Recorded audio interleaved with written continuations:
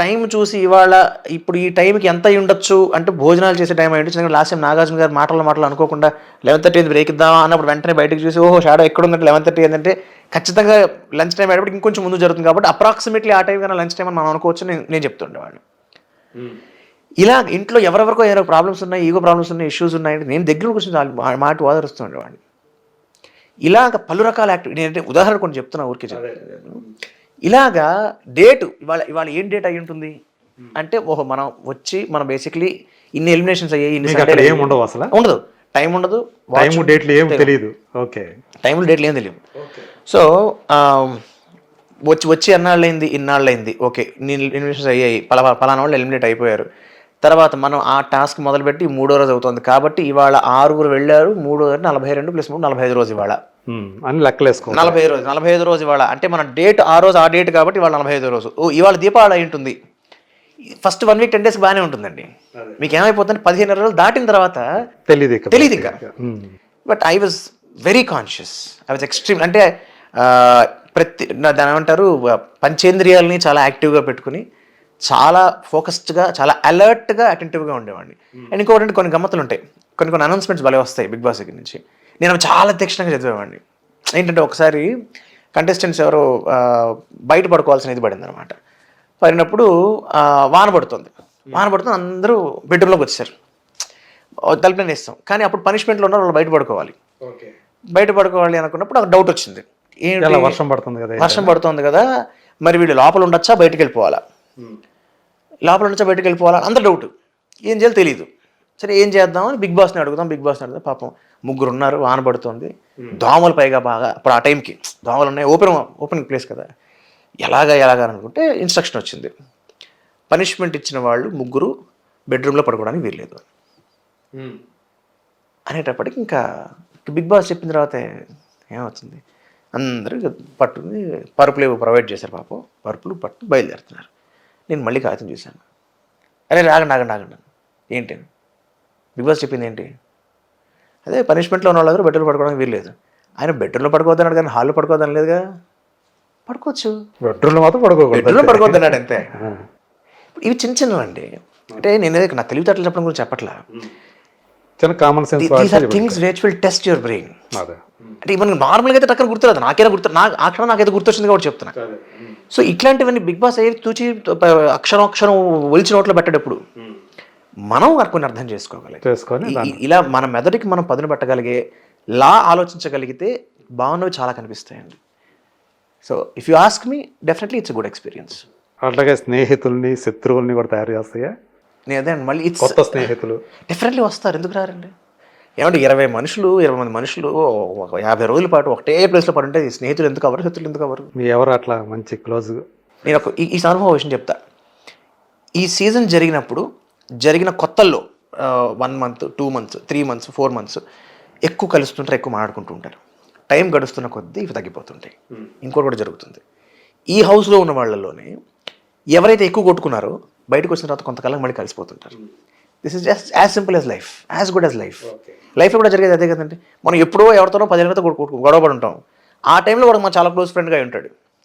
సడన్గా ఈ ఫ్రెండ్తో మనం మాట్లాడడం మానేస్తాం. పాయింట్ ఆఫ్ టైంకి తెలియదు ఎవరితో బాగా గొడవపడ్డాం, ఆ మనిషి మనకు తెలియకుండా లైఫ్లోకి ఎంటర్ అయ్యి వాళ్ళతో గొప్ప ఫ్రెండ్షిప్ అవ్వచ్చు. Bigg Boss is just mini compact life for 100 days. అంతే. సో ఇప్పుడు చూస్తున్నారు కదా, మీకేమనిపించింది? ఇప్పుడైతే ఏదో ఉల్టా పొల్టా అని చెప్పేసి ఒక కొత్త కాన్సెప్ట్ అన్నారు.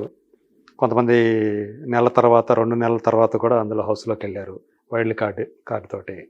ఒకళ్ళైతే రతిక అయితే 2 సార్లు వెళ్ళింది ఆ అమ్మాయి. సో లేటెస్ట్గా 2వ సారి కూడా ఆమె బయటకు వచ్చి ఎవిక్ట్ అయిపోయింది. సో ఈరోజు ఒక 8 మంది అంతమంది మిగిలారు. ఓకే, శివాజీ నుంచి అమర్దీప్, శోభా శెట్టి, ప్రియాంక, బట్ అర్జున్, ఇట్లా బాగా ఫాలో అవుతారు, కరెక్ట్గా చెప్తున్నారు. ప్రిన్స్ యావర్, వీళ్ళందరూ ఇప్పుడు ఉన్నారు. ఓకే, వీళ్ళందరూ ఉన్నారు. అసలు ఎప్పుడన్నా చూసారా అసలు ఇప్పుడు ఉన్న వాళ్ళు? నేను ఇంతకుముందు అలాగే ఇప్పుడు అంతేనా? అంటే ఇప్పుడు నేను ఏదైతే పేరు చెప్పారో వీళ్ళందరూ ఇప్పుడు ఉన్నారు. ఇప్పుడు వీళ్ళ కొన్ని పేర్లు నాకు బాగా తెలుసు. అర్జున్ నాకు బాగా తెలుసు నాకు, ఎందుకంటే మా జిమ్మేటే. శివాజీ గారు మా నటకులమే కదా, ఆయన బాగా తెలుసు. అంటే ఆయన వెళ్ళినప్పుడు తెలుసు, ఆయన వెళ్ళాడని తెలుసు నాకు. శోభా శెట్టి అంటే ఆమె కార్తీక దీపం తెలియదు, అందులో లేడీ విలన్ లాంటి అమ్మాయి. కార్తీక దీపం సీరియల్ తెలుసు నాకు. దాంట్లో ఆవిడ యాక్ట్ చేశారా? అందులో విలన్ ఆ అమ్మాయే కదా. తెలియదు నాకు, నేను చూడలేదు. అవును, ఆ అమ్మాయి పేరు ప్రియాంక తెలుసు నాకు, ప్రియాంక మౌన్ రాగం అమ్మాయి తెలుసు నాకు. నేను అమ్మాయిని బిగ్ బాస్ అమర్దీప్ ప్రియాంక ఇద్దరు హీరో తెలుసు, వాళ్ళిద్దరు పేరుగా చేశారు కదా. అది తెలియదు నాకు. ఒక నేను సీరియల్స్ కొంచెం తక్కువ చూస్తానండి. సో వీళ్ళు తర్వాత ప్రిన్స్ ఎవరండి అతను, అబ్బాయి తెలియదు నాకు. నాకు తెలియదు ఇక్కడికి వచ్చిన తర్వాత. సో అదే అంటున్నానండి, నేను ఇంతకు ముందు అంతే, ఇప్పుడు అంతే. ఇప్పుడు తెలిసిన వాళ్ళు ఎవరు ఉన్నారు అంటే, ఇప్పుడు లాస్ట్ సీజన్ చేసి వచ్చాను కాబట్టి అట్లీస్ట్ కొంచెం ఇంతకు ముందుతో పోలిస్తే మధ్యలో ఎక్కువసార్లు చూశాను ఏం జరుగుతుంది, ఎవరు వచ్చారు, ఏంటి, ఏమి తప్ప నాకు అంత ఫుల్ ఫ్లెడ్జ్డ్గా ఇంకా దాని మీద నేను లేదు. అదే అంటే ఇప్పుడు నేను ఏదైతే పేర్లు చెప్పానో మీరు ఎవరు అంటే, శివాజీ అయితే ఇంతకాలం ఉన్నాడు, మామూలుగా అందరికంటే తనే సీనియర్. అవును, అందరిలోకి తనే సీనియర్. అంతకుముందు అంటే స్టార్టింగ్ లో షకీలా, కిరణ్ రాథోడ్ కూడా అవును వచ్చారు, తెలుసు నాకు. Very first week Kiran Rathod, నాకంటే ఆర్డర్ అంత ఇమీడియట్ గా షకీలా. నేనే చెప్తున్నాను కదా, ఓకే. షకీలా వెళ్ళిపోయారు. షకీలా వెళ్ళిపోవడం అనేది అందరికి రెండో వారం, సెకండ్ కంటెస్టెంట్ తను. సో ఆమె ఎందుకు వెళ్ళిపోయింది అంత త్వరగా అనేది ఇట్లాంటి. నేను ఒకటి సందీప్ మాస్టర్ వెళ్ళడం మాత్రం చూశాను, ఆటా సందీప్ ఆయన వెళ్ళడం ఆ ఎపిసోడ్ ఒకటి చూశాను. ఓకే, ఆ ఎపిసోడ్ ఒకటి చూశాను. అతను కూడా యాక్చువల్గా ఫైనల్ 5 లో ఉంటాడని చెప్పేసి అనుకున్న వాళ్ళు చాలా మంది అనుకున్నారు. సో ఇంకొక విషయం చెప్తానండి ఇక్కడ. ఇప్పుడు నేను మామూలుగానే చూడను, మామూలుగా నాకు పెద్ద మీకు చెప్పా కదా బిగ్ బాస్ ముందు ఎప్పుడు చూడలేదు కాబట్టి ఆ పరంగా ఎక్కువ చూడకపోవచ్చు కూడా, భవిష్యత్తులో చూస్తాలో తెలియదు కానీ యాజ్ ఆఫ్ నో అయితే. బట్ లాస్ట్ సీజన్ వెళ్ళాను కాబట్టి ఈసారి కొంచెం చూశాను. ఓకే, ఇక్కడ ఇంకో విషయం ఏమిటి చెప్తాను నేను. ఇప్పుడు మీకు ఒక మ్యాజిక్ ఉందండి, మీరు ఆ మ్యాజిక్ చూసి చాలా ఎంజాయ్ చేశారు. ఆ మ్యాజిక్ మీరు ఇంకోసారి చూసారు, ఇంకోసారి ఎంజాయ్ చేశారు, 4 సార్లు చూసారు, ఎంజాయ్ చేశారు. మీకు ఆ మ్యాజిక్ ఎలా చేశారో టెక్నిక్ తెలిసిపోయింది. ఇప్పుడు మీరు మ్యాజిక్ ఎలా చేస్తే ఎంజాయ్ చేస్తారా?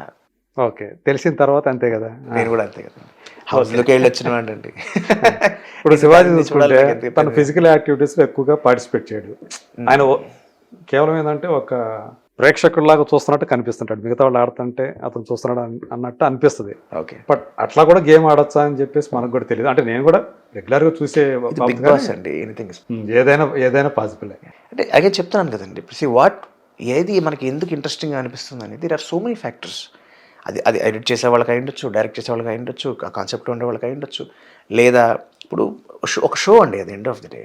లాస్ట్ వీక్ ఏవో తప్పులు జరిగాయి. లాస్ట్ సీజన్ యాక్చువల్లీ కమర్షియల్గా పెద్ద హిట్ కాదండి.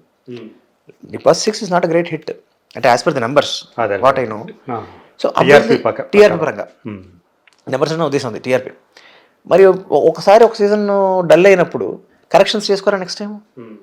అక్కడ ఏమేమి మిస్ అయినాయి, ఎలా మిస్ అయినాయి, ఎందుకు మిస్ అయినాయి, టాస్క్ లెవెల్ మిస్ అయ్యా, మనుషులు ఇలా ఉండడం వల్ల ఇలా వాళ్ళు ఇలా అర్థం అవ్వడం వల్ల మిస్ అయిందా, వీళ్ళు ఇలా ఈ పాయింట్స్ చూపిస్తే ఎలా ఉంటుంది, వీళ్ళలో ఈ పాయింట్స్ చూపించకపోతే ఎలా ఉంటుంది.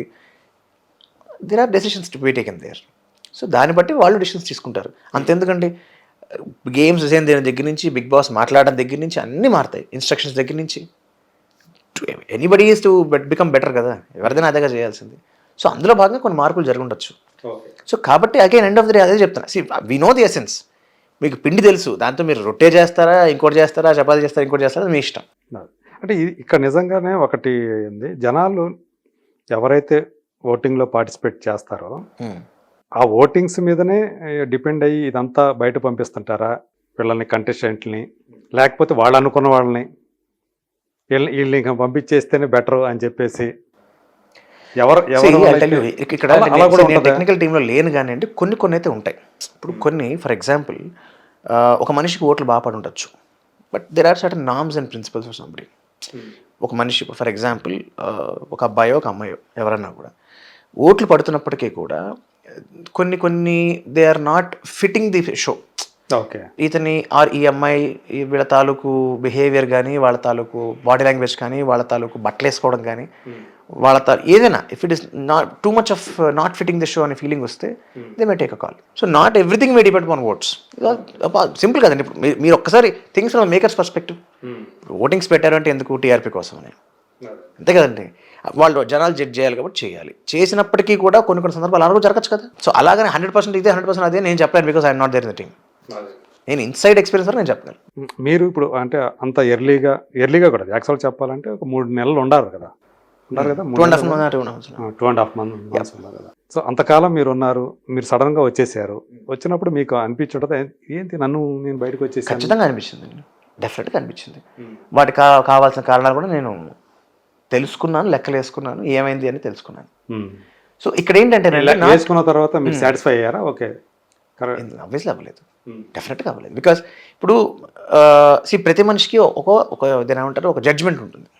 ఇప్పుడు నేను ఫర్ ఎగ్జాంపుల్ నేను బాంబే వెళ్ళానని చెప్పాను కదా, అక్కడికి వెళ్ళినప్పుడు I was very clear, I'm not fit to this place, ఇది నా ప్లేస్ కాదు అని నేను చాలా చాలా క్లియర్గా ఉన్నాను.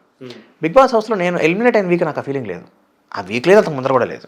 మేబీ నాకు ఆ వీక్ నాకన్నా చాలా బెటర్ మంది ఇంకా ఉన్నారు, ఆర్ నాకన్నా తక్కువ డిజర్వింగ్ ఉన్నారు వీళ్ళు వెళ్ళిపోవడానికి అన్న ఫీలింగ్ నాకు లేదనుకోండి, నాకు రిగ్రెట్ ఉండేది కాదేమో. But I was very confident, I was not fit to be eliminated that week. That's what I felt. But ఎందుకు జరిగింది అని నాకు ఆబ్వియస్లీ వెనక్కి చూసుకుంటాం, కనుక్కుంటాం కదా. ఆ కనుక్కున్నప్పుడు కొన్ని కారణాలు తెలిసే. Okay. So as a part of professional ethics నేను చెప్పకూడదు అనుకుంటున్నాను, ఎందుకంటే అదొక షో. ఇప్పుడు దానివల్ల నేను డబ్బులు సంపాదించాను, దాన్ని నేను పాపులారిటీ సంపాదించాను. సో నేను ఈ షోని తప్పట్టట్లేదండి. ఒకటి ఏంటంటే మనకు ఒక మాట ఉంటుంది, శాస్త్రం ఒకలాగే ఉంటుంది బట్ శాస్త్రి గారు వేరే వేరే డేట్లు చెప్తారు ముహూర్తాలకి. సైన్స్ ఒకలాగే ఉంటుంది బట్ డాక్టర్లు వేరే వేరే మందులు చెప్తారు. బిగ్ బాస్ కాన్సెప్ట్ చాలా చాలా మంచిది, but there are so many other factors because of which ఈ జడ్జ్మెంట్స్ కరెక్ట్ కాదనిపిస్తూ ఉంటుంది. సో అలా కొన్ని ఫ్యాక్టర్స్ ఉంటాయి. సో వాటి వల్ల ఆ జడ్జ్మెంట్స్ మనకి నచ్చవు, ఆబ్వియస్లీ నచ్చవు. అంటే ఎలిమినేట్ అయిన ప్రతి వాడికి నేను ఎందుకు ఎలిమినేట్ అనిపించకపోవచ్చు, కొంతమందికి ఖచ్చితంగా అనిపిస్తుంది. బికాస్